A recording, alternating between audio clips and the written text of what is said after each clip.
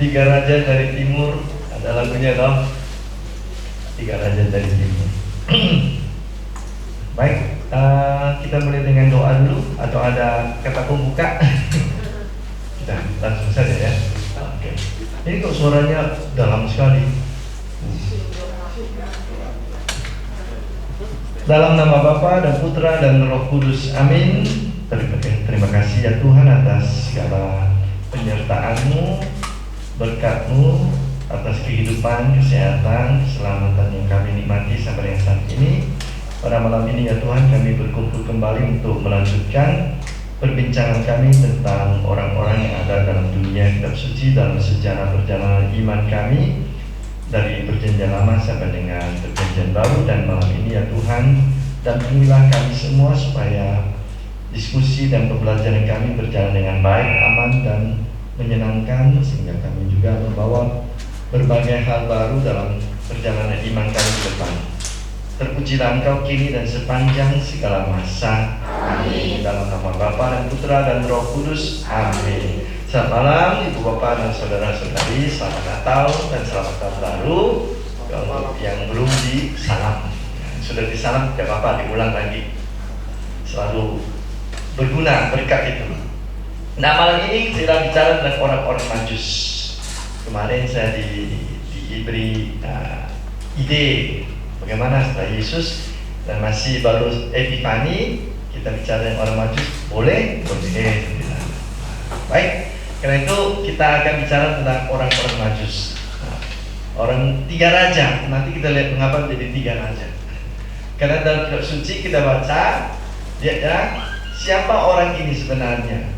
Tiga raja kah? Atau para tukang sihir kah? Orang-orang yang ahli dalam perhitungan bintang atau namanya astrolog? Apakah benar tiga orang? Apakah ada namanya? Lalu bagaimana itu terkait dengan tradisi menulis ambang pintu? Ada orang yang saya tanya. Jadi itu nanti kita lihat. Nah, itu terkait semua itu, mulai dari orang Majus sampai dengan tradisi ini.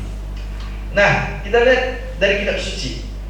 Satu-satunya teks yang berbicara tentang kedatangan orang-orang Majus itu di bab 2 Matius ayat 1 sampai 12. Nah, kita baca sama-sama dulu. Jadi sebelah kiri saya atau sebelah kanan itu ayat ganjil, sini ayat genap. Oke, kita mulai dengan ayat ganjil dulu. Sesudah Yesus dilahirkan di Betlehem di tanah Yudea pada zaman Raja Herodes, datanglah orang-orang Majus dari timur ke Yerusalem dan bertanya-tanya manakah dia, Raja orang Yahudi yang baru dilahirkan itu. Kami telah melihat bintang-bintangnya di timur dan kami datang untuk menyembah dia. Ketika Raja Herodes mendengar hal itu, terkejutlah ia serta seluruh Yerusalem. Lalu dikumpulkannya semua imam kepala dan ahli Taurat bangsa Yahudi. Kemudian dimintanya keterangan dari mereka di mana Mesias akan dilahirkan. Mereka berkata kepadanya, dia di tanah Yudea, karena demikianlah ada tulisan dalam kisah Nabi. Dan engkau di Betlehem, tanah Yehuda, engkau sekali-kali bukanlah yang kecil di antara yang memiliki Yehuda.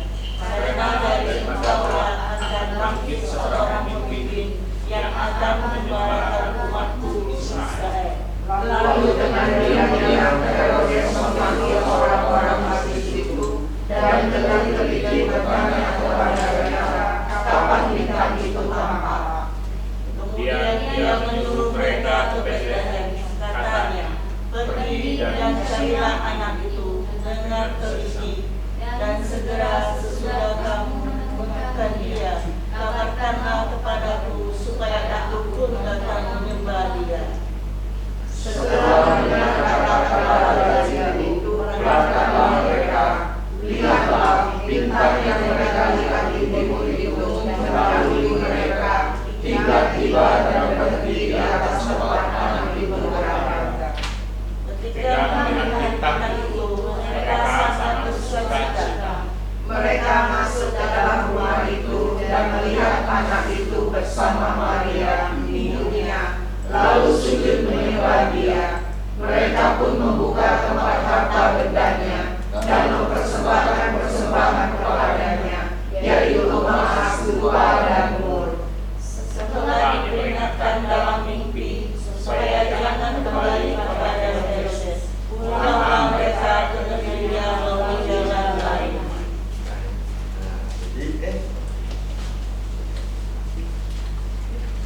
Ini kalau dia diam sebentar, dia nonaktif otomatis nampaknya. Ini kenapa ada kadang-kadang kata yang berbeda, karena saya ambil dari teks TB2. Nah, mungkin ada yang membaca dari kitab suci masih yang TB1. Ini TB2. Halo, baterainya mau habis. Jadi ya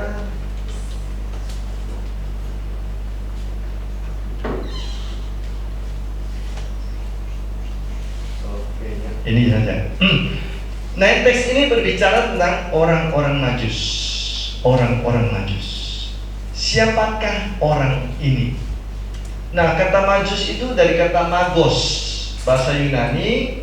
Magos, ini tulisan Latinnya, ini tulisan Yunaninya. Kalau jamak magoi, para orang Majus. Nah, ada pertanyaan, siapa orang Majus ini? Ada berbagai jawaban. Yang pertama, mereka adalah orang-orang kalangan imam yang kelas atas dari dunia Persia. Itu pertama. Yang kedua, orang-orang bijaksana yang ahli perbintangan dari imam kelompok agama Magi namanya. Lalu yang ketiga, orang-orang ini adalah orang-orang yang mempunyai cita rasa religius, karena mereka datang dibawa oleh bintang untuk menyembah. Bukan untuk sekedar tahu, tapi untuk menyembah. Kami datang untuk menyembah Dia. Nah, jadi ada keistimewaan orang Majus ini. Bukan hanya ahli perbintangan, tapi mereka punya cita rasa religius. Mereka menerima wahyu dari Allah melalui bintang, wahyu alam, bukan wahyu seperti Musa menerima penglihatan atau Maria dengan malaikat, atau para nabi melalui penampilan Allah, tapi ini melalui bintang mereka sampai pada iman untuk tahu, oh ini tanda seseorang istimewa telah datang. Itu mereka kelompok orang-orang terhormat yang walaupun punya kemampuan melihat perbintangan, mereka tetap punya rasa religius. Ada lagi kelompok Majus yang disebut peramal nasib. Nah, itu dalam Kisah Para Rasul kita lihat Simon Majus namanya. Itu ada juga kelompok seperti itu. Nah, siapa sebenarnya orang Majus ini? Di kelompok mana dia? Ini atau ini atau ini? Nah, kita lihat dulu nanti. Ini ada beberapa kemungkinan. Kemungkinannya kita lihat dulu.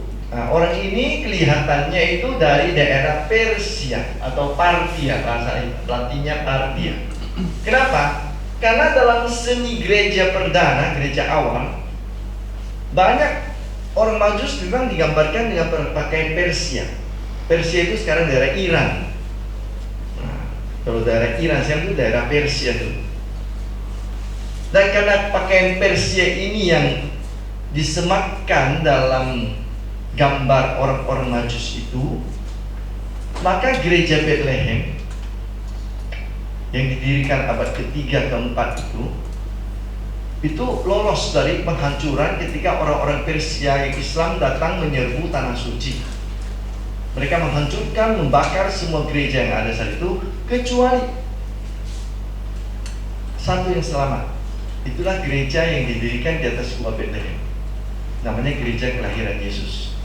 Gereja di mana Yesus lahir, karena gereja itu dibangun di atas gua, tempat kelahiran Yesus. Kenapa mereka selamat gereja itu? Karena rupanya dinding gereja itu, ketika mereka masuk, orang-orang Persia melihat ternyata ada gambar orang-orang Persia yang datang membawa persembahan untuk Yesus. Oh, berarti nenek moyang kita pernah ada di sini. Nah, karena itu mereka meninggalkan gereja itu dalam keadaan utuh. Satu-satunya bangunan gereja yang utuh pada saat orang Persia tahun 600 sekitar 614 menghancurkan berbagai tempat ibadah orang Kristen saat itu, orang Yahudi di tanah suci, hanya Bethlehem yang selamat. Karena apa? Justru gambar dari Persia yang dipakai oleh orang Majus. Nah, jadi daerah timur itu kemungkinan adalah daerah Persia, karena kita tahu Yerusalem itu di tepi danau laut Mediterania tengah, lalu sebelah kanannya itu, timurnya itu adalah Arab, kemudian Irak, Iran. Karena daerah timur itu luas. Babilonia, maka ada yang mengatakan kemungkinan besar adalah Persia. Nampak juga dalam gambar-gambar kuno untuk orang-orang Majus yang berpakaian Persia atau berpakaian Iran sekarang. Lalu inilah gereja yang sekarang kalau kalian pergi lihat suatu saat atau pergi ke Bethlehem. Ini gereja kalau kita masuk dari pintu yang kecil, dindingnya ini lantai yang asli di bawah ini masih ada 2 meter. Lantai yang asli ini lantai yang lebih baru. Di dinding inilah salah satu gambar itu yang menggambarkan orang-orang Majus berpakaian Persia ini. Nah, di dinding ini masih bangunannya. Ini gambar yang asli diselamatkan. Di antaranya ada gambar orang Majus berpakaian Persia. Nah, gambar yang kecilnya itu ada di sini. Ini di sini orangnya. Orang Majus yang menyembah Yesus. Di sini ada orang-orang Majus. Di sini ada satu ini yang berpakaian Persia ini. Yang ada ini. Bukan peci, itu kain dililitkan seperti turban. Sorban. Nah, ini. Gambar ini yang menyelamatkan gereja itu.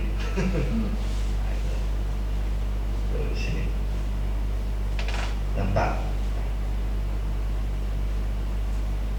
Lalu ada yang mengatakan ini dari Babilonia karena yang sebelah timur juga. Kenapa? Karena orang Babilonia terkenal sebagai ahli perbintangan.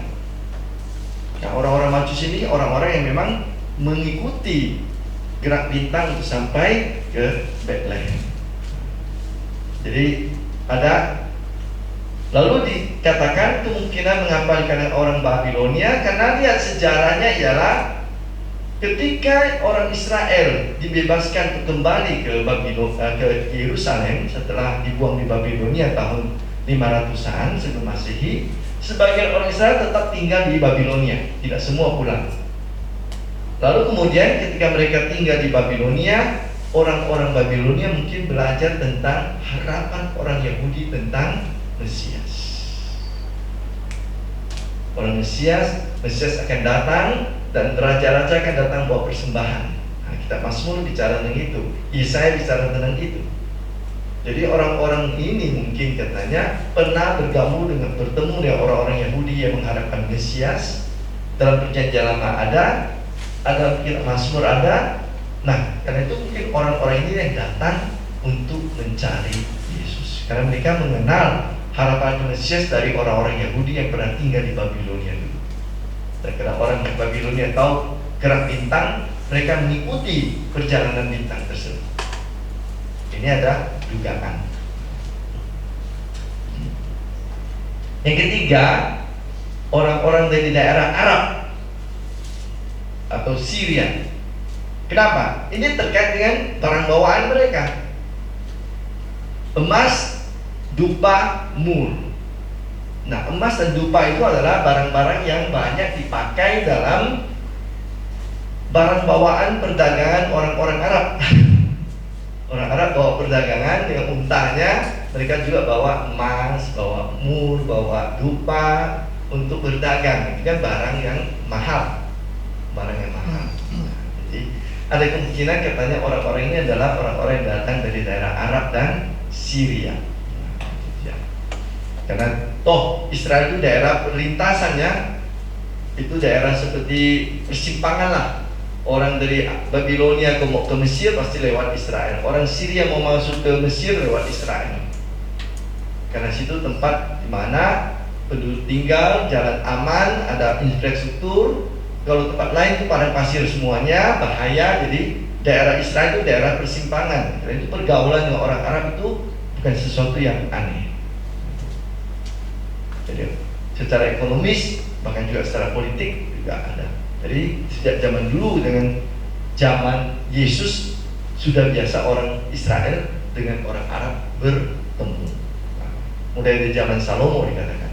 Jadi artinya 1000 tahun sebelum Yesus lahir mereka sudah biasa berkontak dengan orang Arab. Nah, kalau itu dari 3 kemungkinan ini mana yang paling besar kemungkinannya? Yang paling besar kemungkinan adalah orang Persia. Jadi pendapat orang Majus datang dari Persia ini menjadi yang diterima secara umum dalam gereja kita. Walaupun pendapat bahwa mereka dari Arab adalah pendapat yang diterima paling cepat, tetapi yang akhirnya menjadi lebih dominan adalah orang-orang Majus itu datang dari Persia.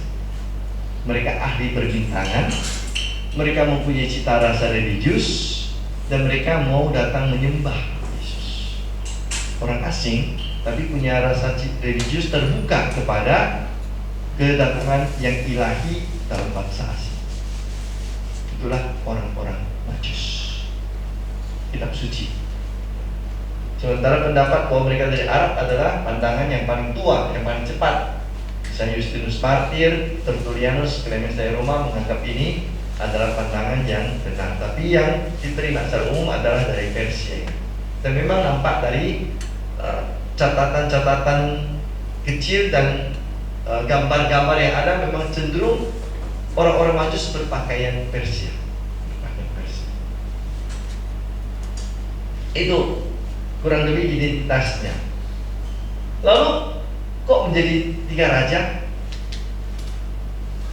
Nah, ini sekarang pertanyaannya adalah, mulai kapan status orang Majus, karena kitab suci tidak bicara tentang raja ya, bicara tentang orang Majus. Lalu mengapa jadi raja? Lalu mengapa jadi 3? Karena kitab suci tidak bicara jumlah, dikatakan beberapa orang Majus. Nah, apakah mereka datang sendiri? Kemungkinan mereka juga disertai oleh rombongan ke luar negeri loh, dan tidak tahu kapan. Jadi kamu sendiri berani. Nah, kalau mereka orang-orang yang terhormat pasti punya pelayan-pelayan juga. Nah, jadi kemungkinan pasti tidak hanya 3. Nah, jadi karena itu ada banyak pendapat. Ada yang mengatakan mungkin mereka 2 orang, tapi persembahan 3, dan tidak mungkin. Ada yang sebut 3 dan 4 sampai 12. Berbagai macam angka dipakai. Tetapi angka 3 akhirnya dipakai sebagai jumlah orang yang datang karena dikaitkan dengan persembahannya saja. Walaupun mungkin secara kemungkinan besar lebih dari 3, tapi ya sudah dikaitkan dengan jumlah persembahan yang ada, maka dianggap ada 3 orang Majus. Tapi menjadi raja gara-gara apa? Barang persembahan mereka. Emas dan dupa adalah barang yang biasa dihadiahkan oleh kalangan bangsawan. Dupa adalah bukan barang biasa, itu barang yang dipakai untuk penobatan seorang raja dan juga untuk persembahan di kuil-kuil atau di kenisa-kenisa. Yaitu biasa dibawa oleh para bangsawan, para raja. Itu juga dalam kitab Mazmur dikatakan, Mazmur 72. Raja dari Sheba datang bawa emas. Jadi karena itu ada cepat pergeseran ide. Orang Majus ini mungkin mempunyai latar belakang kebangsawanan dan akhirnya menjadi raja. Itu mulai dari kapan? Mulai dari kira-kira abad 10. Abad 10 itu mulai ide raja itu menjadi menonjol dalam gereja kita. Sehingga sadar tidak sadar datang 3 raja. 3 raja. Kata itu muncul secara spontan dari berbagai tradisi. Walaupun kitab suci kita dari awal tidak pernah bicara tentang mana raja, tapi orang mengaitkan Majus itu dengan raja. Ini di abad pertengahan itu muncul. Abad 10, abad 11. Nah, bahkan tahun 700-an sebelum jadi lebih menonjol, tradisi itu diberi nama.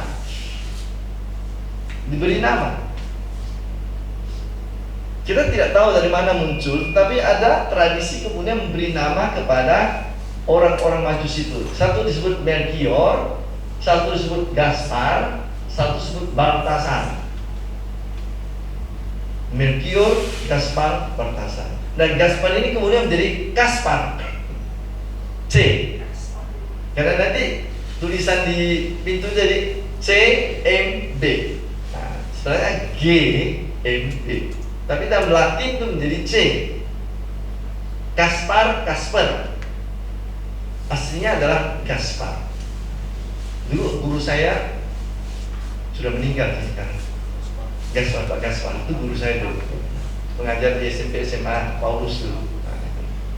Nah, jadi punya nama nih, abad tahun 700-an nih, orang Majus itu menjadi Melchior Gaspar Balthasar. Dan suatu catatan dari negara Irlandia itu negara Katolik ya, sangat Katolik sampai abad 20, tapi belakangan ini nampaknya sudah mulai kehilangan identitas Katoliknya.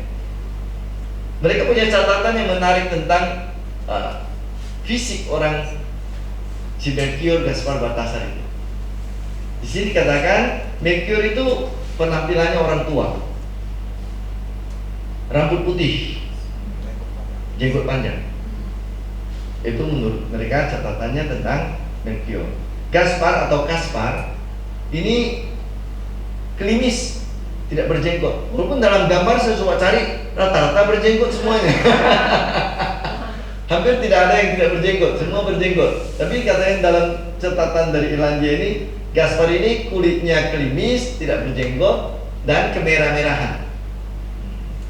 Seperti gambar Daud, dikatakan kulit Daud kemerah-merahan kan. Dan kemudian Balthasar ini berkulit hitam, gelap, dan jenggotnya lebat. Saya coba cari gambarnya, apakah ada kan? Dari internet.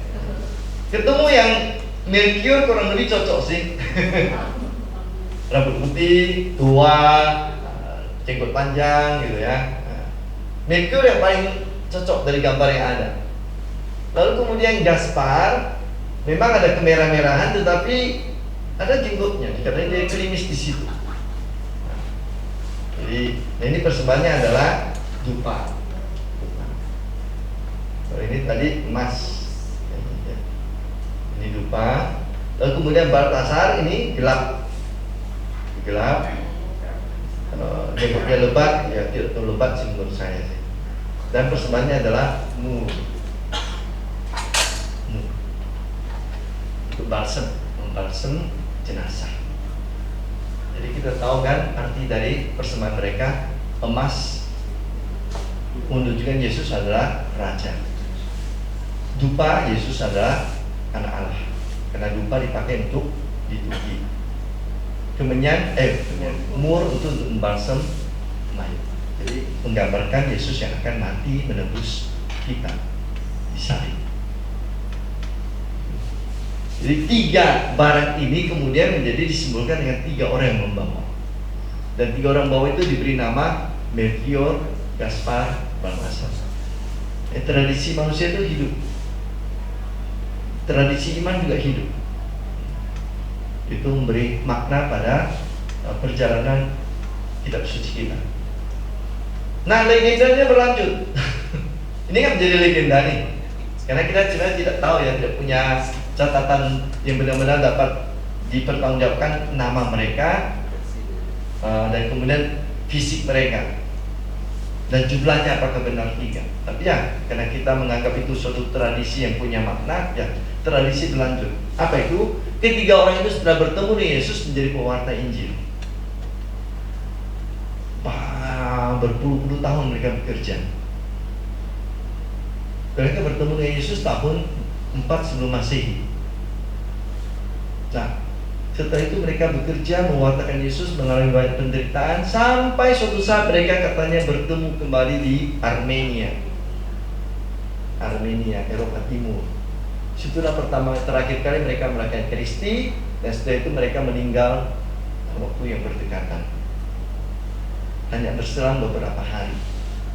Melchior meninggal 1 Januari pada usia 116 tahun. Balthasar meninggal 6 Januari pada usia 112 tahun. Ini legenda. Percaya boleh, tidak percaya tidak apa-apa. Gaspar 11 Januari pada usia 109 tahun. Dan menurut tradisi mereka dimakamkan di Katedral Köln, Jerman. Iya.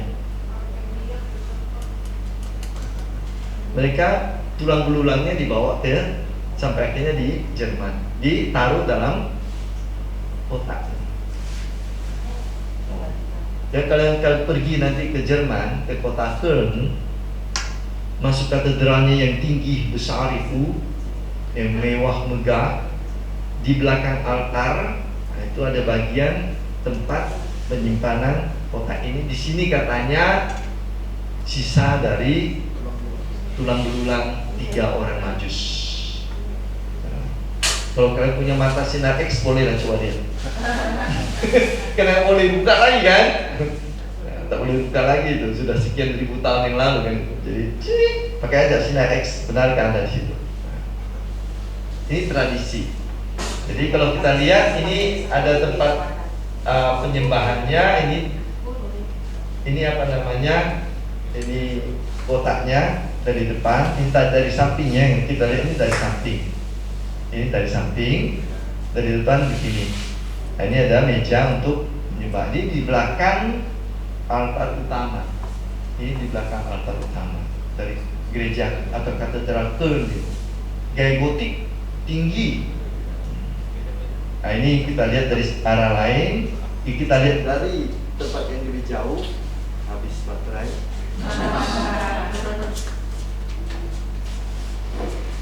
Ini memang cepat sekali habis baterainya. Nah, gerejanya ini, kalau lihat dari depan, saya pernah ke situ, pernah tahun 96.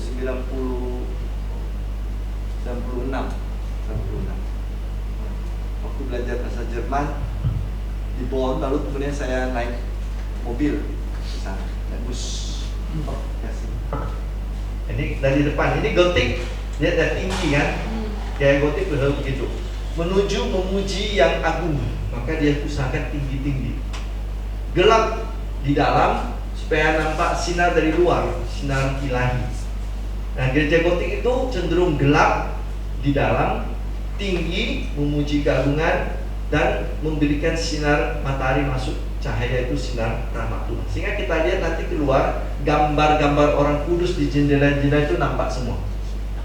Di situ biasanya untuk katekese. Banyak gambar cerita Roh Kudus di jendela-jendela. Situlah orang belajar katekese dari jendela-jendela itu. Penciptaan misalnya, atau perjanjian lama semua di sini, perjanjian baru semua di sana dalam bentuk karangan yang bentuk bunga itu besar-besar, cantik. Nanti yang berziarah ke Eropa suatu saat masuklah gereja-gereja yang bergaya gotik, dari dalam lebih cantik melihatnya, karena nampak semua cerita kitab suci di jendela-jendela itu. Ini dari depan, ini dari samping. Ini kan dari depan, ini dari samping. Ini dari belakang. Bentuknya salib. Jadi di manakah tempat makam 3 orang Majus? Di sini. Nah, di altar ini kan daerah altar. Ini kan di bawahnya adalah altar. Lihat pusat titik ini. Ini altar. Nah, maka makamnya di belakang altar di sini. Yang tadi kita lihat kotak-kotak dengan meja di situ. Jadi kita masuk dari depan, lurus, panjang, tinggi. Bentuk gotik yang agak mirip di Indonesia itu Katedral Jakarta, tapi dia terlalu pendek, ya, dan tidak terlalu tinggi. Kalau yang benar-benar sudah ini kan tinggi sekali nih. Ini berapa puluh meter nih. Kita lihat aja udah takut. Nah, gereja Basilika Notre Dame yang terbakar itu, yang di Paris, itu juga gotik, sudah dibuka kemarin waktu sebelum Natal. Itu juga gayanya begitu, hanya dia tidak serumit ini. Nampak dia pakai lebih pada bentuk ini, menara, kemudian ada tatung. Ini kan menara yang tinggi sekali. Ini salah satu contoh dari gereja gotik yang terbagus di Eropa.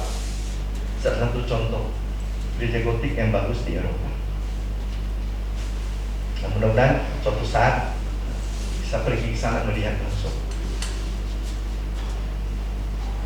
Nah, ini tentang cerita singkat dari Majus, raja, kemudian bagaimana mereka berakhir hidupnya, dan sekarang di mana diletakkan, disimpan katanya makamnya. Nah, sekarang kita lihat tradisi menulisi ambang pintu rumah. Ini heboh beberapa belakangan ini, kalau sudah tanggal 6 Januari muncul nih. Coba lihat di sini ada tulisan 20 C plus M plus B plus 19 atau 20 ini. Saya lupa kelihatannya. Nah, ini yang lebih dekat. 20 plus C plus M plus B plus 19. Nah, tahun 2019. Lalu tradisi yang lain menulisnya di sini. Ini pintu apartemen nampaknya. Kalau itu kan rumah kan, itu jelas. Ini apartemen namanya ini. Ada pintu C, lalu di atasnya ada 20 plus C plus MB, M plus B plus 1. Ini 21. Ini seperti apartemen ini kita lihat ini. Lalu ada jadi beberapa cara untuk menulis di ambang pintu rumah orang. Bisa persis di atas ambangnya, persis di dalam pintunya juga boleh. Kalau misalnya di atasnya tak bisa ditulis, semen misalnya sulit ditulis yang kapur, ya ditulis di pintunya. Nah, apa arti tradisi ini? Dari mana datang tradisi? Nah, tradisi ini menulisi ambang pintu rumah nampaknya dimulai dari abad pertengahan Eropa. Abad pertengahan berarti kira-kira abad 10. Karena kenapa? Karena dihitung waktu itu menulis kata ini orang abad 20 yang ngomong. 20 dibagi setengah berarti 10. Nah, itu abad 10, 11, itulah mulai tradisi itu menulisi ambang pintu rumah. Kenapa? Latar belakang kitab suci ada. Ingat ketika orang Yahudi mau keluar dari Mesir, mereka pada malam Paskah melumuri di ambang pintunya dengan darah anak domba. Maksudnya apa? Supaya malaikat maut jangan masuk. Melihat darah anak domba, mereka keluar, lewat. Maka antara Paskah adalah Pesyah, Tuhan melewati. Malaikat Tuhan lewat, tidak masuk ke rumah. Jadi rumah itu terlindungi. Juga ada Ulangan bab 6 ayat 5 sampai 9. Coba lihat Ulangan bab 6 ayat 9. Ini juga tradisi, di belakang tradisi ini tulisan menulis ambang pintu rumah ini. Kita Ulangan bab 6 ayat 5 sampai yang 9. Ketemu?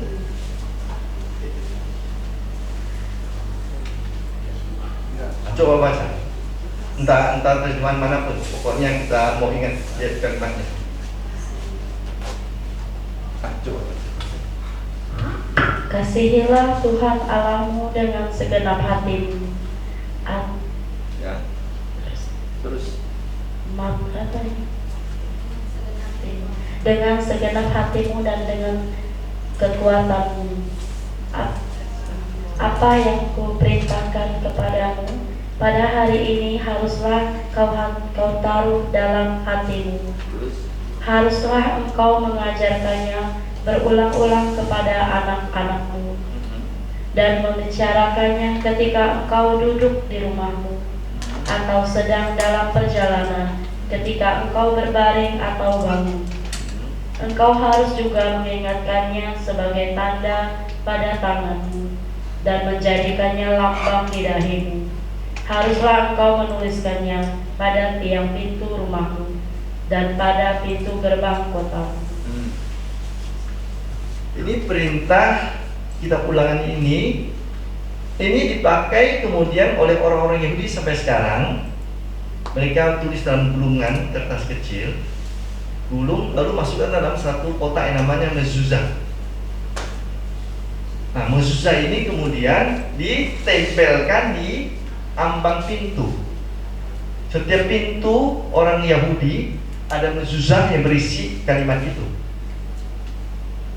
Bukan hanya di ambang pintu depannya, setiap pintu rumah di dalam juga, pintu kamar, pintu dapur, pintu ke kolam, pintu ke... Jadi ambang pintu itu semua ada mezuzah yang berisi teks ini. Hendak engkau menuliskannya dan menempelkannya, melekatkannya pada ambang pintu rumah.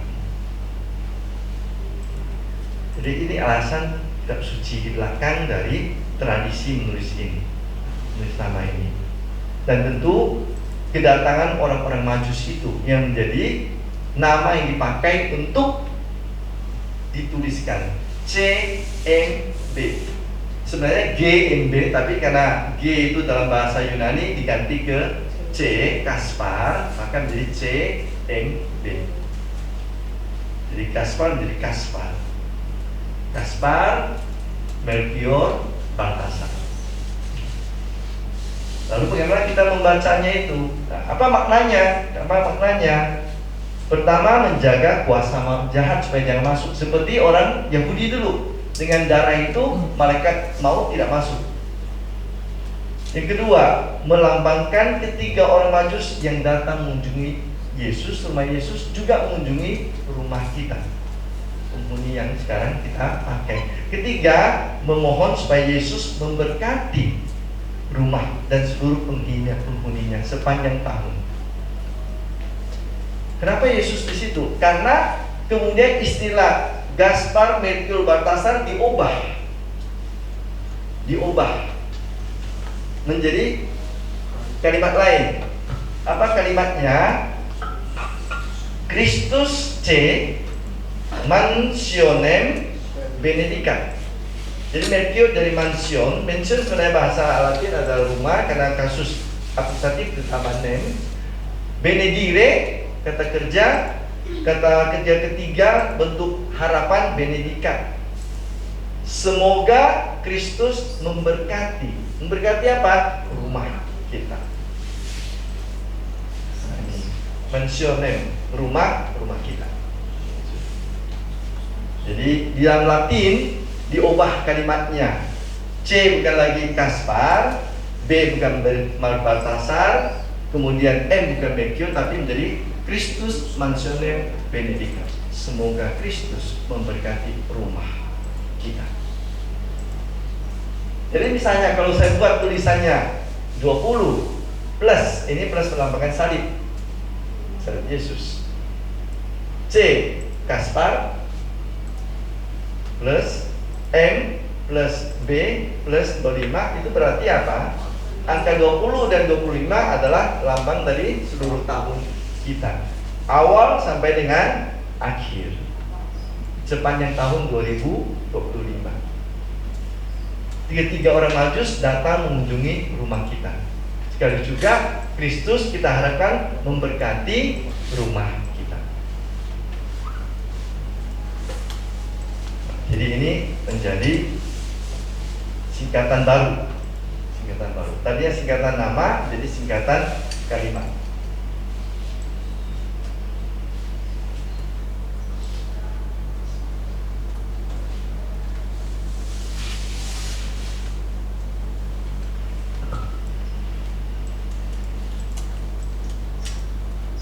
Bagaimana dibuat? Ada berbagai cara.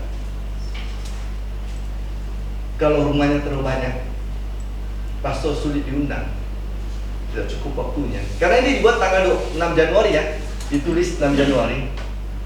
Jadi pastor mau mengunjungi 200 rumah orang kan tidak mungkin satu hari itu. Jadi di gereja pada misa 6 Januari Epifani, misa Epifani, diberkati kapur-kapur disiapkan, berapa kotak disiapkan, sebanyak rumah umat disiapkan kapurnya. Nah, selesai berkat pada akhir misa, setiap penghuni rumah, kepala rumahnya mengambil kapur. Nanti pulang ke rumah, dia bersama dengan seluruh penghuni rumahnya, ada doanya ya, ada doanya. Kemudian dia berdoa, dia mulai menulis juga, nanti ada jawabannya, ada ritusnya kalau itu ada, kalau mau itu ada ritus doa itu. Dia setelah doa selesai, ada jawabannya. Setelah itu doa lagi, mulai menulis 20 plus M plus B plus C plus B plus 25. Lalu kalau misalnya ada pastor datang, dia berkat dengan air kudus. Kalau ada pastor, ya udah cukup itu. Itu penghuni rumah bisa membuatnya. bapak, terutama kepala rumah tangga. Siapa kepala rumah tangga dia yang membuatnya. Kalau misalnya bapaknya tidak ada lagi, ya ibunya lah. Kalau ibu tidak ada lagi, ya bapak. Atau kalau lengkap, ya syukur semuanya. Tapi satu orang yang menulis itu sampai dengan doa-doa yang ada. Nah bagus kalau misalnya imam bisa juga datang memberkati rumah-rumah. Oke, mereka duluan dulu. Karena kalau satu orang imam harus mengikuti dari awal sampai akhir mungkin tidak cukup waktu kan. Jadi pokoknya kalian mulai dulu, nanti kami akan datang memberkati. Berkati rumah, depan rumah, dalam rumah, setelah itu pindah.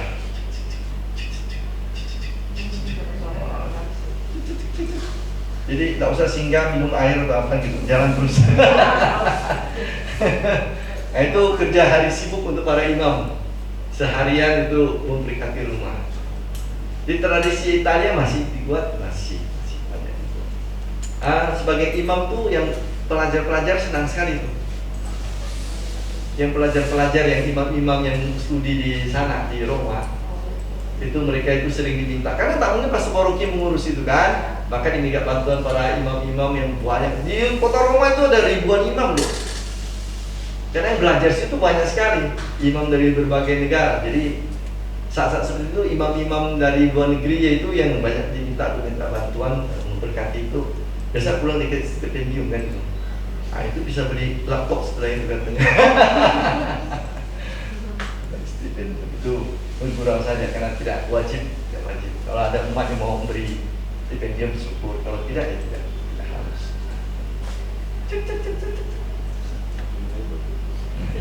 Jadi mau dibuat 2026 nih gitu. Tapi harus siap saya yang Pastor Marcel ya. Bagilah wilayah 1-2-3 siapa paling mana. Ya bisa satu hari.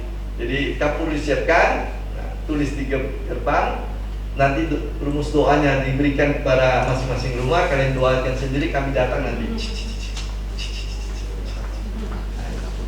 Itu memang kalau mereka haid itu, mereka tuh siap loh, semua loh. Siap, keluarganya itu pakaiannya sudah rapi semua. Sayang mereka memang mengharap imam itu duduk sebentar untuk minum atau apa, tapi tak mungkin karena harus melayani begitu banyak orang ya sudah. Paling kalau sudah haus rumah siapa yang sudah minum sudah itu berangkat lagi. Bahkan juga ada tradisi di mana datang orang-orang Majus dalam pakaian yang menarik kasih permen. Nah ini kepada anak-anak, kepada anak-anak yang di rumah itu. Jadi memang sungguh-sungguh ada yang berpakaian seperti orang Majus untuk menghidupkan kembali memori pada Epifani ketika orang Majus datang mengunjungi Yesus. Jadi orang Majus datang juga untuk mengunjungi kita. Anak-anak kecil dapat permen, orang-orang dewasa dapat berkat. Jadi tahun depan bisa banyak proyek nih. Nah ini yang terjadi. Jadi imam memberkati kapur-kapur di misa waktu Epifani 6 Januari, hari ke-12 waktu Natal Epifani 6 Januari. Hanya sekarang karena biasanya Epifani dirayakan pada hari Minggu, maka tidak selalu 6 Januari lagi. Antara tanggal 2 sampai tanggal 7 itu Epifani dirayakan.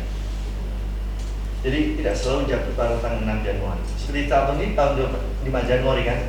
Nah itu. Jadi hari itulah kita buat tradisi itu, hari raya Epifani.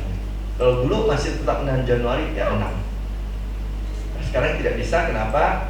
Karena tidak selalu jatuh pada hari Minggu dan gereja mengharapkan bahwa Epifani dirayakan bersama umat. Kalau hari biasa tentu susah.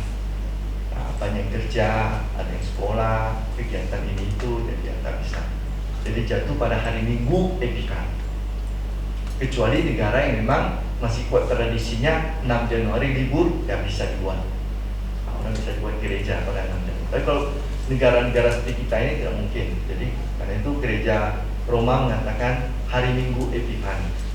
Ya, tidak wajib lagi 6 Januari. Di mana dirayakan pada Epifani pada hari Minggu itulah itu dibuat. Kalau ini kan tradisi yang memang asli 6 Januari. Jadi di kapur-kapur diberkati, kemudian kepala keluarga membawa pulang kapur itu dan menuliskannya di ambang pintu rumahnya, diiringi doa yang ada. Doanya singkat, tidak terlalu panjang, 10 menit selesai. Dan itu jangan dihapus, karena berkatnya kan 20 di depan, 25 di akhir. Artinya sepanjang tahun. Jadi pakai kapur. Tradisi kapur itu juga menarik. Kenapa pakai kapur ya? Saya juga harus tanya nanti, mengapa pakai kapur. Boleh nggak ganti spidol gitu ya? Ya supaya kalau orang tak sengaja menghapus bersihkan rumah kan gitu. Terhapus. Sayang kan simbolnya terhapus. Memang berkat tidak akan terhapus, tapi simbol itu kan jadi terhapus. Mungkin harus kita buat cetak nanti. Ini ada proyek banyak nih. Jadi kan bagian pencetakan, jadi mencetak papan 2000 plus 2 C plus M plus B plus 26 tahun depan ini. Berapa rumah orang harus dicetak satu-satu. Nanti tempelkan di situ kan. Dia boleh ke gereja. Pakai stiker pasal. Stiker. Tinggal berkat di gereja tinggal pasang. Atau hilang tradisinya. Karena waktu menulis itulah ada sesuatu. Waktu menulis itu ada sesuatu. Ikut kita di dalamnya kan itu. Ikut kita dalam. Atau itu tadi saya katakan, imam mengunjungi rumah-rumah dan kepala rumah tangga berdoa dengan doa pemberkatan, rumusannya kemudian kepala rumah tangga menulis ambang, imam memberkati. Tapi tentu agak sulit kalau hanya 3-4 rumah nggak apa-apa. Jadi kalau misalnya 30 rumah, wah, menunggu selesai di sini baru bisa pindah ke sana.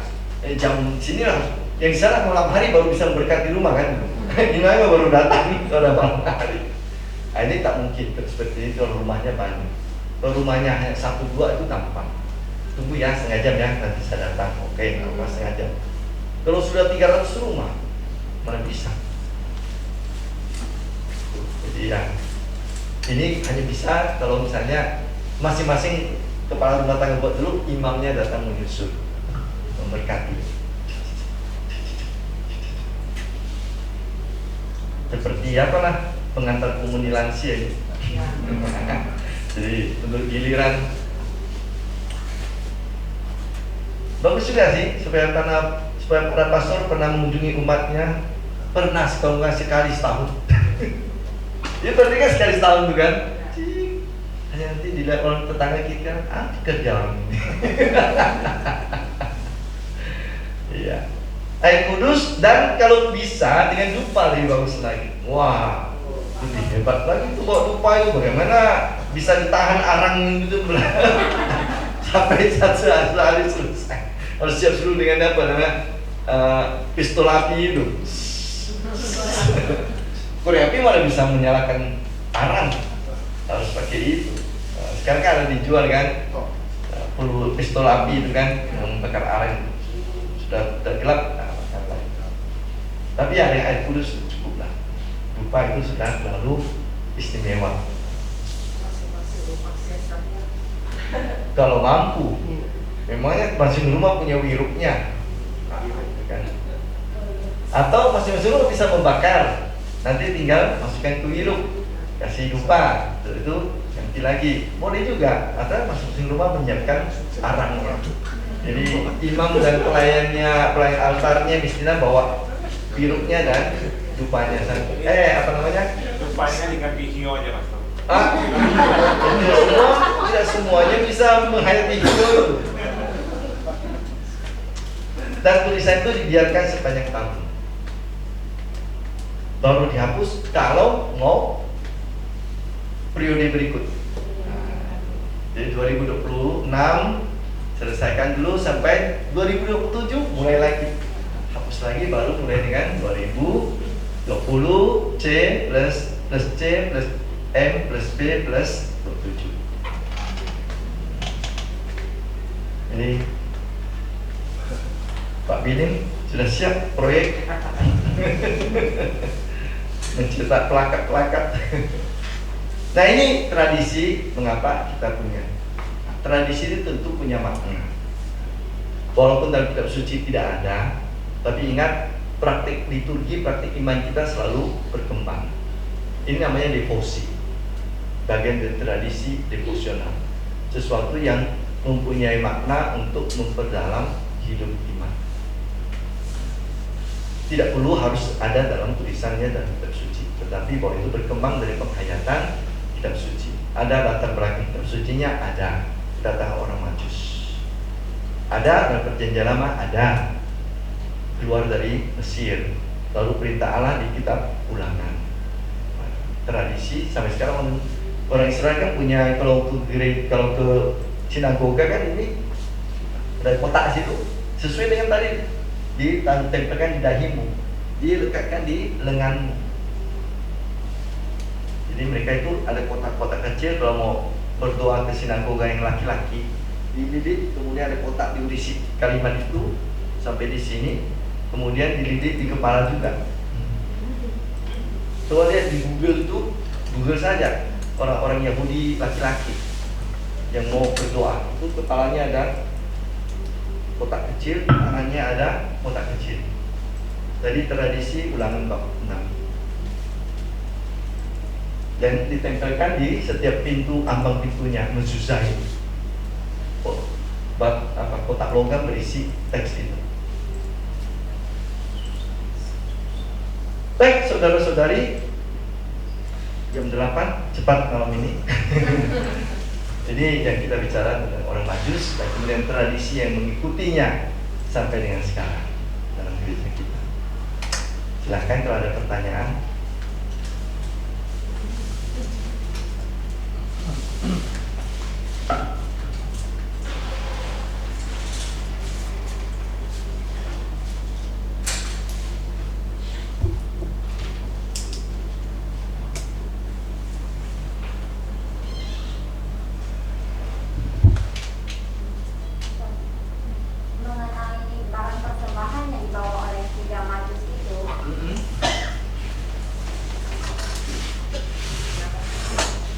Persembahan yang dibawa orang tiga orang Majus itu, emas, kemenyan, dan mur.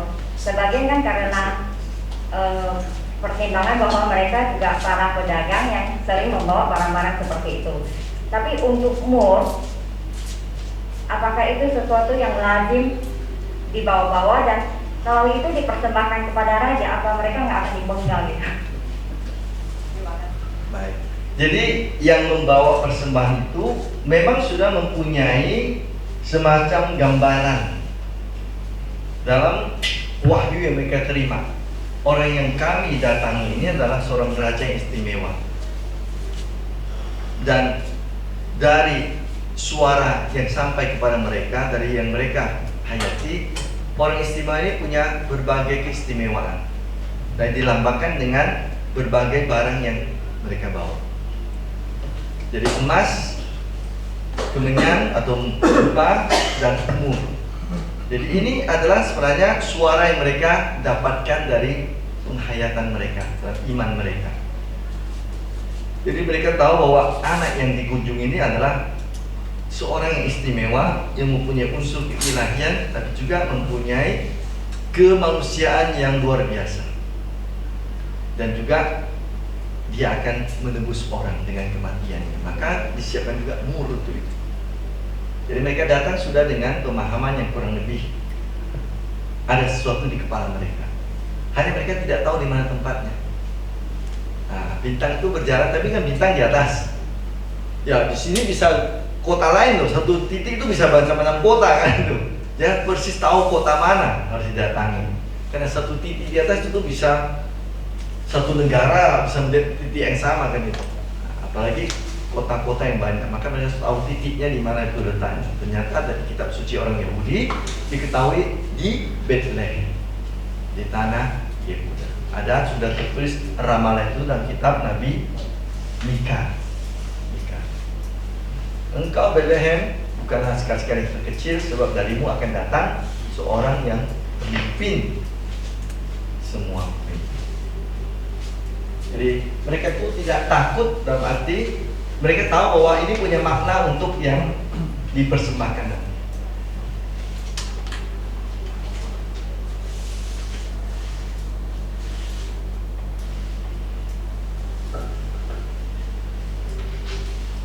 ada satu hal lain yang kalian mungkin tidak.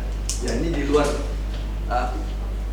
apa kita ya, di luar tema, bukan di tafsir, tapi di luar tema orang Majusi. Coba kalian baca kalimat ini. Kembali ke teks tafsir kita.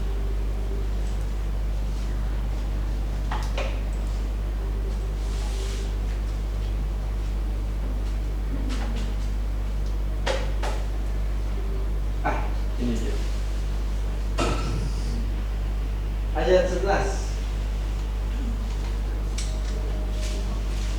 Ayat 11. Coba baca sama-sama. Mereka masuk ke dalam rumah itu dan melihat anak itu bersama Maria ibunya, lalu sujud menyembah dia. Baik, titik. Rumah. Ya, Matius itu tidak bicara tentang kandang atau tempat ternak. Dia bicara tentang rumah. Jadi kalau kita melihat Injil Matius, Yesus sepertinya lahir bukan di kandang. Tradisi Yesus lahir kandang itu atau tempat makan ternak itu dari Lukas. Lukas bicara tentang ternak dan kandang. Sebab tidak ada tempat di rumah penginapan. Jadi tradisi Matius bicara tentang rumah. Yesus lahir di rumah. Jadi satu catatan sedikit ya. Jadi artinya kita lihat bahwa penginjil Matius dan penginjil Lukas punya tradisi tentang Natal yang sedikit berbeda. Jadi cerita Natal yang kita punya dalam tradisi liturgi gereja itu gabungan dari Matius dan Lukas. Dalam Matius tidak ada bicara tentang gembala, ada bicara tentang orang Majus. Dalam Lukas bicara tentang malaikat dan gembala, tidak bicara tentang orang Majus. Tapi kandang domba kita lengkap. Kandang Natal kita lengkap. Kenapa? Menggabungkan dua tradisi. Jadi kalau kita baca kadang-kadang kita tidak sadar bahwa sebenarnya ada suatu perbedaan sumber cerita tentang Natal yang berbeda antara penginjil Matius dan penginjil Lukas. Lihatlah, dalam penginjil Matius sangat banyak bicara tentang Yosef. Lukas bicara banyak tentang Maria. Yosef yang bermimpi, Yosef yang mengambil Maria, Yosef yang membawa Maria dan keluarga pergi mengungsi ke Mesir, Yosef yang membawa Maria kembali ke Bethlehem, kemudian kembali ke mengungsi ke Nazaret. Yosef di situ yang terus bicara, bukan bicara, berperan. Dia tak pernah bicara loh Yosef loh. Tak pernah dibicara, hanya bekerja terus. Dalam tradisi Lukas, Maria banyak sekali muncul. Maria bertemu dengan malaikat Gabriel, Maria bertemu dengan Elizabeth, Maria memuji Tuhan, kemudian Maria waktu bertemu dengan Yesus 12 tahun. Itu Maria yang menonjol. Jadi dia dua tradisi yang sangat kaya sebenarnya. Dan gereja menggabungkan itu untuk mempunyai tradisi keimanan kita yang lebih penuh.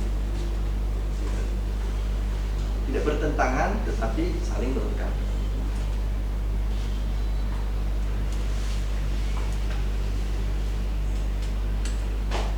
Baik, itu beberapa hal yang bisa kita coba lihat pada malam ini tentang orang-orang Majus. Tradisi itu tradisi yang bagus. Kalau nanti mau dikerjakan, nah rapatkanlah itu PPP. 1 tahun ke depan masih ada waktu. Nanti kita buat rutinnya ini. Tanggal Minggu Epifani, para pastor paroki, para pastor di GB tidak ada kerja lain kecuali mengunjungi rumah umat.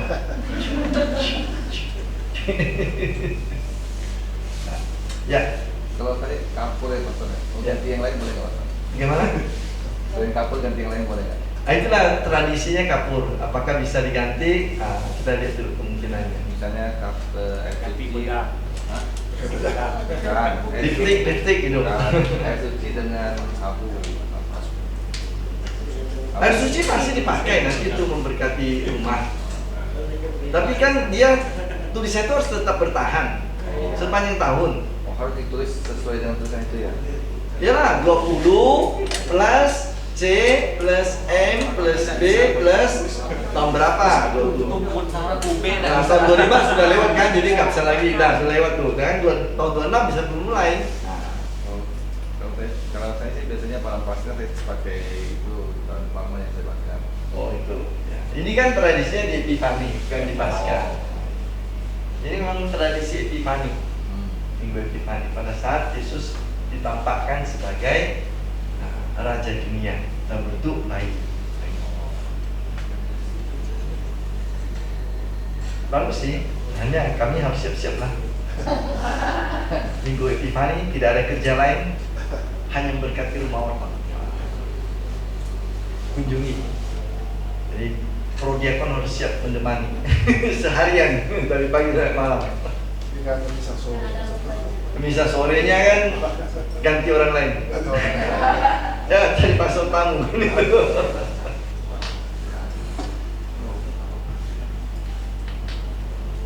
Misa pagi dan misa sore orang lain. Tapi sesudah misa pagi lah ya dibuat. Nanti mulai jam 10 tuh sampai jam 6 sore. Makan siangnya di mana? Di warung Melda.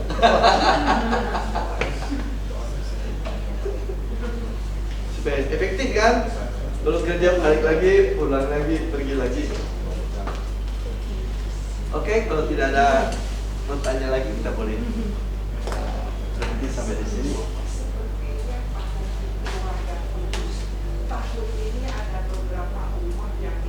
Ya, itu memang juga tergantung umatnya mau atau tidak kan. Diberi kemungkinan berada umat mau bisa diberkati. Segala kapur yang ada, kapur yang bagus warnanya misalnya, karena ada putih bisa juga warna lain. Sesuai dengan ambang pintu rumahnya kan. Kalau rumahnya mau warna putih boleh putih. Kalau sudah temboknya putih mau tulis putih ya nggak kelihatan kan. Jadi kalau temboknya warna putih ya bolehlah kapurnya warna merah atau biru supaya nampak jelas. Habis kapur di pasaran. Kapur habis di pasaran. Atau jadi produksi kapur awal tahun Januari harus banyak. Ada proyek Diborong oleh orang Katolik. Ada proyek Minimal satu rumah satu kapur kan? Iya. Nah, seberapa banyak rumah, seberapa banyak kapur sih? Krayon kan bisa. Enggak sah kak, masih harus Krayon. saya memberkati. Kan kapur dari berkati, harusnya dipakai nggak sah gitu. Tapi kan isi rumahnya belum. Ada yang ingin isi rumahnya juga rumahnya belum. diberkati. Jadi dia buka pintu rumah, diberkati. Kalau air suci sendiri buang. Boleh kalau mau. Boleh kan? Tapi ada orang yang secara psikologis ingin langsung imamnya ya. Kalau prodiakon boleh masuk. Boleh saja. Prodiakon. Boleh lah, itu proyek kelas. Prodiakon itu tidak masuk dalam kelompok apa ya? Dimensi tugasnya itu. Karena dalam description job description-nya itu. Tupoksi. Tupoksi. Nanti kita bicarakan. Kalau bisa nanti perluas tupoksinya. Ikut memberkati rumah-rumah. Supaya Karena gampang sih. Mau ada umatnya diberkati prodiakon. ini soal psikologi. Pasti tidak mau. Walaupun dari Bayangkanlah itu. Ada umat yang kalau menerima komuni, kalau lihatnya prodiakon lari dia. Jadi soal psikologi ya. Tidak berbeda soal iman dan psikologi itu soalnya. di sini ada. Kalau pastornya tidak turun dia pun tidak mau di. Dia pindah jalur. Kalau pastornya tidak turun ya dia tidak jadi komuni. Komuni tapi terpaksa. Tidak pastor. Ada enggak ya? Nah, di sini dia pindah kalau udah ada pastor dia udah duduk diam. Oh gitu ya. Wah, sikunya. Iya. Ada. Kayaknya dalam ini harus kalau bukan pastor sendiri nggak mau. Pasti harus pindah. Harus pastor. Kalau suster, Jangan duduk di sana.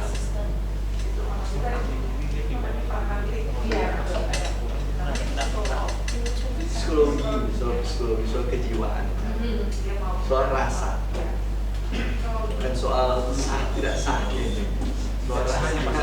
Anggapan mereka bisa Dia merasa nyaman kalau merasa dari kelompok Ada satu kelompok doa yang begitu, ada satu kelompok doa begitu.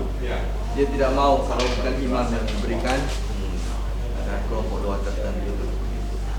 Bukan hanya pribadi ya, kelompok doa.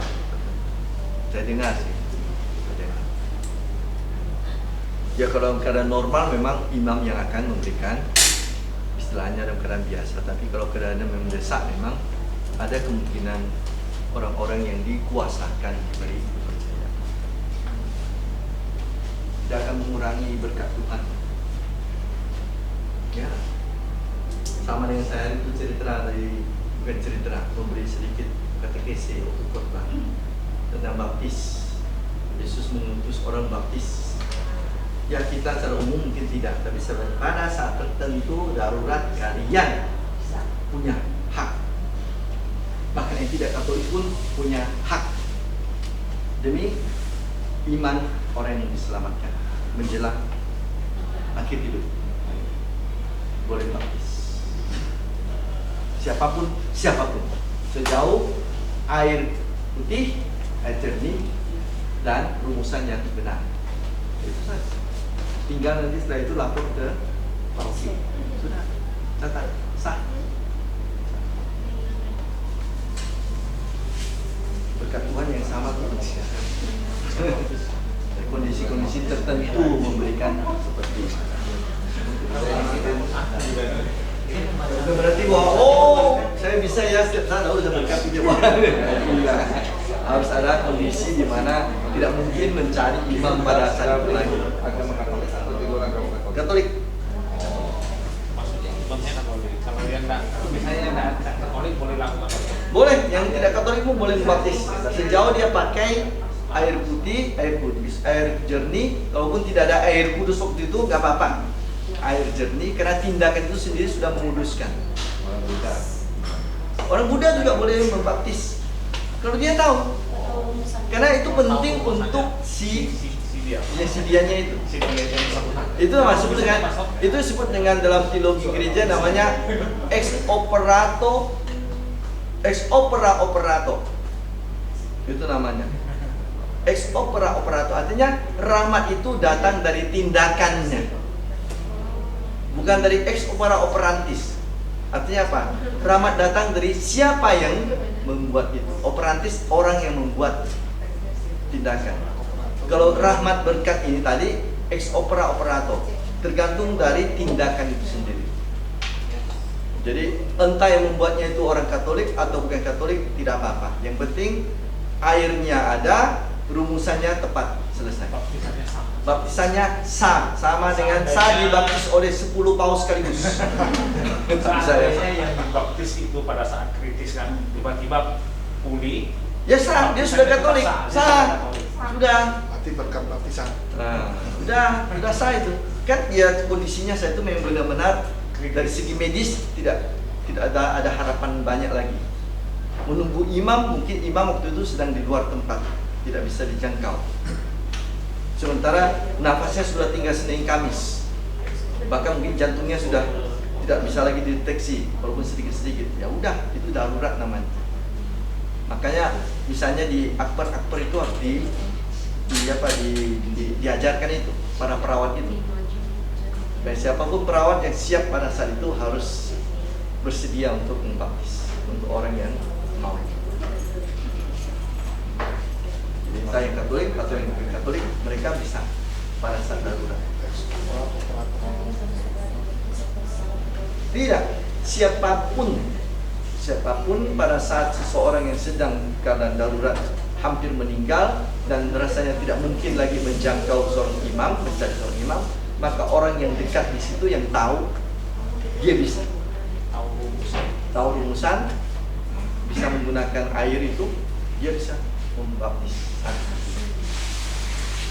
Tidak harus Katolik. Jadi para perawat di rumah sakit Katolik seharusnya diajari hal itu. Kadang-kadang di situ kan darurat di ICU atau orang yang kecelakaan, orang yang diantar ke keadaan darurat IGD, Lalu keluarganya bilang dia mau Katolik, lalu kemudian mau cari imam, tampaknya sudah tak sempat lagi mengejar imam entah dari mana.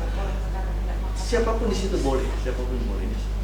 Mungkin di lingkungan. Yang jelas bahwa benar orang itu memang mau jadi Katolik, bukan dikatolikan orang lain. Nah itu tidak boleh itu. Itu tidak boleh itu, tak boleh dikatolikan tuh. Misalnya ada keluarga, mohon maaf lah ya, mohon maaf saja. Ada kadang-kadang keluarga yang semua Katolik, orang tuanya tidak Katolik. Lalu kalau meninggal orang tua tidak Katolik, repot nanti mengurusnya. Dengan macam-macam adat ini, repot sekali. Katolikan saja dia. Padahal dia tidak pernah mau bilang mau Katolik. Nggak boleh. Tidak boleh, kenapa? Itu harus datang dari keinginan orangnya. Misalnya dia waktu dia mau dibaptis itu tidak sadar lagi, tapi dia pernah sebelum, mungkin berapa saat sebelumnya, aku sebenarnya mau jadi Katolik, tapi ya saya belum sempat belajar gini-gini. Lalu tiba-tiba dia mau meninggal, nah itu bisa. Karena apa? Dia pernah secara sadar mengatakan dia mau jadi Katolik. Itu harus kita tahu. Tak boleh dikatolikan karena untuk mempermudah urusan. Supaya rumah duka lebih murah, supaya tidak repot untuk turun. Nah, itu melanggar hak asasi dari si pasien atau si orang tersebut. Ya kita nggak tahu apa, tak boleh kita juga nggak boleh, karena kita nggak tahu tuh. Beda agama, paling kita nolongin aja. Ya nolongin dia aja, dengan dia tidak pernah kita tahu apakah dia mau. Nah, itu. Tak boleh. Tak boleh. Seorang harus menjadi Katolik atas dasar keinginan sendiri. Atau misalnya dia tak bisa menjawab, tapi masih bisa mengganggu, memberi tanda. Misalnya kan itu supaya tegas, dia sudah tak bisa ngomong. Misalnya kepada dia bisa ditanya, kalau kamu ingin jadi Katolik, kedipkan matamu 1 kali. Dia buat 1 kali, artinya benar dia tahu. Kalau kamu tidak mau, kedipkan 2 kali. Berarti dia tidak mau. Pokoknya kita punya tanda yang jelas, respon yang jelas tentang keinginannya. Kalau suara tak bisa keluar, bisa lewat tanda, lewat gerakan.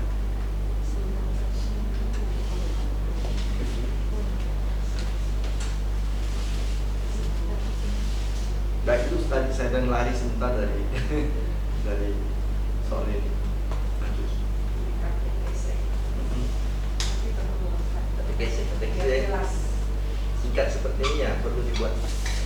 Ya, saya buat kadang-kadang waktu selesai mau sebelum berkat penutup singkat tentang sakramen. Sekarang sudah sakramen tobat. Orang sakit. Minggu depan menyelesaikannya. Sudah itu nanti masuk ke sakramen tabisan imaman. Supaya ada sedikit disegarkan kembali. Ya 5 menit cukup lah. Sekarang umat kayaknya masih belajar ya. Iring-iringan imam masuk itu mendebat kepala. Ya itu saya sudah pernah mengatakan, tapi sempat terbiasa itu lama itu. Jadi diikutinya gerakan imam. Ya tidak perlu, kalian sudah menghormat kok waktu masuk, ngapain lagi ikut. Imam mencium altar, kepala mereka juga ikut. Itu tindakan imam, bukan tindakan umat. Umat punya aktivitas liturginya sendiri. Nantilah sekali-sekali lagi harus diingatkan lagi. Iya. Biar umat ada. Masih ada saya. Yang masih begini masih banyak tuh. Oke lah, gini masih boleh lah, tapi jangan tutup matamu. Apalagi begini. Ada. Masih ada. Ada. Masih ada. Lalu menyambut komuni. Menunggu dia sudah habis 3 orang di sebelah sini.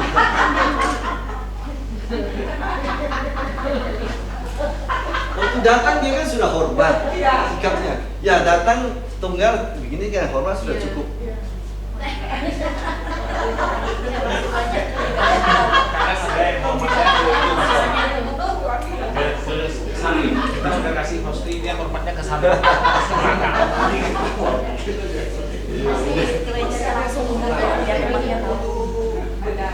Iya, kalau saya ada punya upacara macam-macam nih. Jadi kursinya tinggi sekali saya pikir. Mudah-mudahan tidak panjang lah di kali barisan saya. Karena lama kita mau nunggu kan.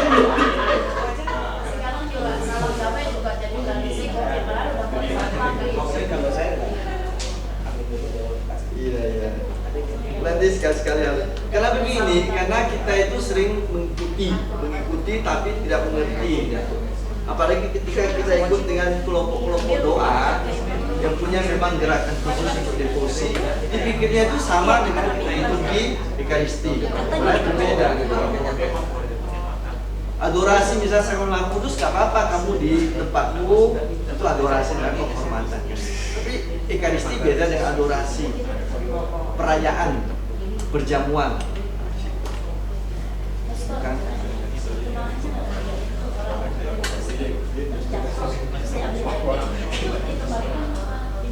Makan aja langsung. Kecuali kalau main tempat dia jatuh itu sudah kotor sekali, boleh diganti lah. Nanti itu dibakar nanti. Itu kembalikan ke alam yang itu. Kalau misalnya sebentar dia jatuh, masih bisa kita makan. Apalagi gereja kita rumahnya masih lumayan bersih lah. Ya langsung dimakan langsung. Ya kalau misalnya pas jatuh daerah, misalnya contoh lah kita misalnya di luar, karena kadang-kadang bisa luar kan, lalu di rumput atau apa, lalu jatuh ke pas ada pula di situ tanah dan lumpur, ya udahlah itu singkirkan dulu, simpan dulu, kasih yang baru, nanti itu selesai Ekaristi kita antar ke bumi ini dengan doa. Gitu. Ya kalau misalnya sebentar jatuh, tidak apa-apa lah. Saya juga jatuh nasi juga saya masih ambil di meja itu juga 3 menit. 25 detik. tergantung tempatnya. 25 detik Pastor. 5 detik kalau main kotoran sudah ada. Nah, tidak sehat lagi dia. Tergantung tempat jatuhnya lah. Oke, selamat malam semuanya. Kita jumpa lagi minggu depan dengan Rasul. Saya akan mulai dengan Rasul. Minggu depan kita ada ya Pastor? Hah? Minggu depan kita ada ya? Ada. Sudah itu libur. Sudah dekat Imlek. Hah? Liburnya ada seminggu saya pikir nih. Cek dulu, cek dulu. Ya, kemarin kan Natal tahun baru. 14 tapi 21 ya. Bentar ya. Iyalah. Minggu depan masih ada. 21. 28 sudah dekat Imlek itu Cap Bumi, malam Cap Bumi. Tanggal 4 tidak. Ya, tanggal 4 masih ada kan? 8 enggak bisa. 8 enggak. Udah malam Imlek. Tanggal, saya pikir tanggal 4 juga tetap tidak. Jadi 18, 25, 5. Tanggal 11 saya tidak bisa karena kami ada pertemuan di Tertaria untuk para guardian dan ekonom selama 3 hari, tanggal 10, 11, 12. Jadi saya guardian, jadi saya harus ikut di sana. Jadi minggu depan kita masih, sudah itu kita libur 1, 2, 3 minggu. 18. Tanggal 18, 25 kita masuk lagi. Ya, bisa pikir gitu.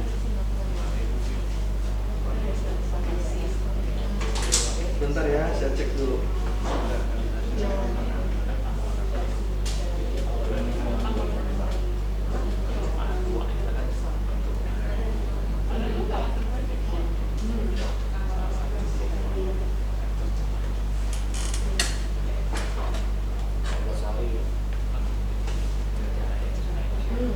Bentar ya. Tangannya ada di situ. Nah, kan benar, dengan 11 dicoret. Nah, itu 18, 25. Oke, minggu depan sudah itu kita masuk tanggal 18 Februari. Jadi kita mulai minggu depan dengan Rasul, satu Rasul. Mau Rasul Petrus duluan mulai? Boleh, boleh. Oke, mulai dengan Rasul pertama lah ya.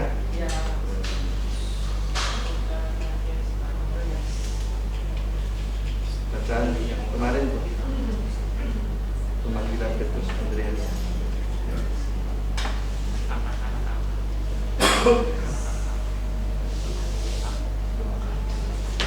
Kemudian kepada Bapa dan Putra dan Roh Kudus,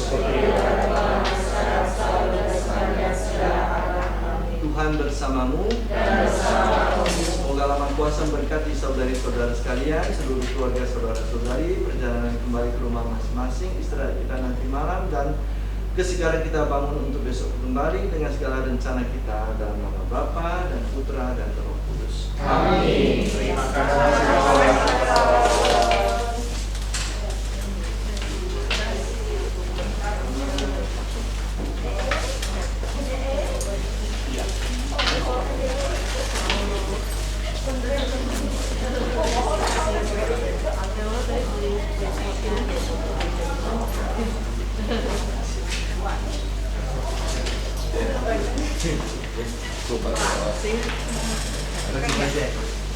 Jadi yang konsepnya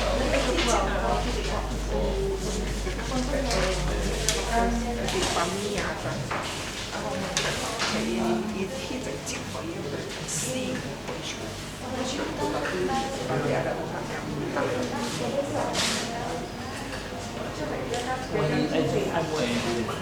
Bokap, tidak ada kapur. Cari kapur, cari kemana?